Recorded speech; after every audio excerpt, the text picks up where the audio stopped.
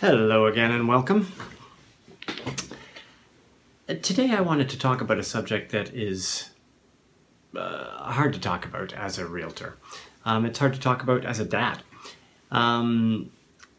It's something that I researched and we've been given a talk to at CREA, and it comes up every once in a while, but you never hear agents talking about it. You never hear anyone really talking about it, and that is the subject of radon gas. So uranium, which is a naturally occurring element, it starts to dissolve, degrade, and its eighth step of that is releasing this radon gas.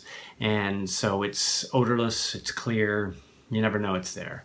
And what it can do is in areas where naturally occurring uranium is degrading, it can then leak into your basement, and it does so by finding cracks, just like your basement is submerged into the earth, and so any gases that are in the earth will find their way in, just like water does, into your basement through any cracks around pipes, cracks in the concrete, cracks basically around windowsills. So there's also, depending on the pressure in the earth, that it can really force its way into a basement. And so then what? Well, then you have radon gas in your house. And what does that do? Well, 2,000 people a year die of lung cancer caused by radon gas in their homes, second only to smoking. And if you smoke and you have radon gas concentrations in your home, look out, quit a bunch of stuff, start with smoking. And so it's one of those things though that takes a long time to test for. In fact, I have yet to do it, and I keep saying I'm going to. You can go to like Home Hardware, I believe, and different places, and buy like a radon detection kit, and that costs, I believe it's about $20, and you throw it in your basement, and you should leave it in there for about 3 months, and you should do it. This is a good time to do it. This is why I'm doing this posting. Starting September, you keep your windows a little more closed. It's getting cooler. Put it in the basement, follow the instructions, then you send it to Mississauga to get tested, and they'll tell you if you have any radon issues. And here, I'll tell you now what the phone number for that is. It is 905-826-3080, and that's Becquerel Labs in Mississauga. So I hope I didn't get that wrong.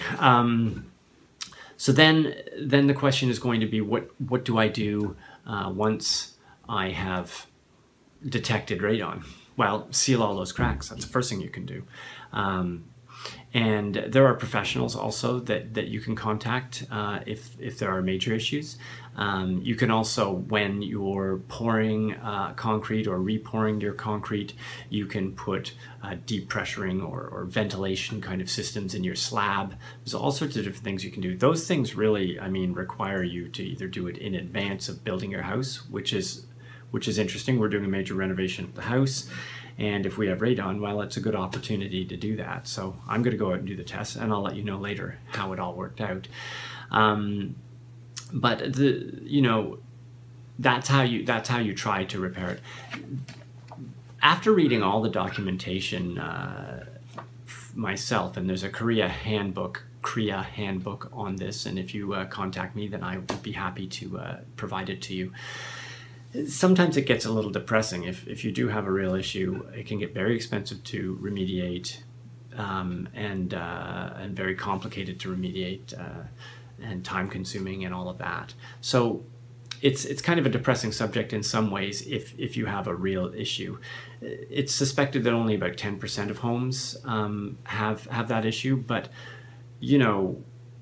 that's a lot. so you might want to check it out. Again, I'll let you know how it goes with me, and again, contact me if you have any questions regarding it, or if you want more information, or Google it and find out a bit more on your own, and we'll get back and compare notes, okay? And meanwhile, we'll talk to you soon. Bye-bye.